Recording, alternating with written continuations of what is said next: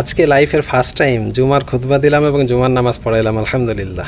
এখন তো আমার মুখে হাসি দেখতেছেন, কিন্তু যখন হুজুর বলল যে আমি একটু অসুস্থ, জুমার নামাজটা একটু পড়াই দাও, তখন মানে হঠাৎ করে মনে হলো যে আর দিলের মধ্যে পানি নাই, কোনো রকম প্রস্তুতি ছাড়া। তারপর আলহামদুলিল্লাহ আল্লাহ পাকের মেহেরবানিতে হয়ে গেছে। এই ক্ষেত্রে একটা জিনিস শিক্ষণীয় বিষয়, সেটা আপনাদের বলার জন্যই মূলত আসা, এইগুলো বলার জন্য না। সেটা হলো, আপনি যেই স্তরে আছেন এই স্তর থেকে আরেকটু উপরের স্তরের স্কিলটা আপনি শিখে রাখবেন।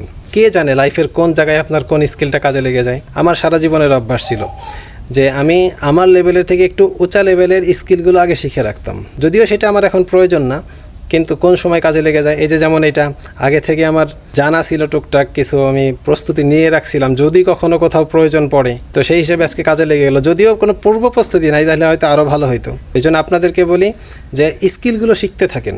দিনদারির ক্ষেত্রে, দুনিয়াদারির ক্ষেত্রে, যেটাই বলেন, স্কিল আপনার লেভেলের, আপার লেভেলের স্কিল শিখে রাখেন। কে জানে আল্লাহ কখন আপনাকে কোথায় পৌঁছে দেবে।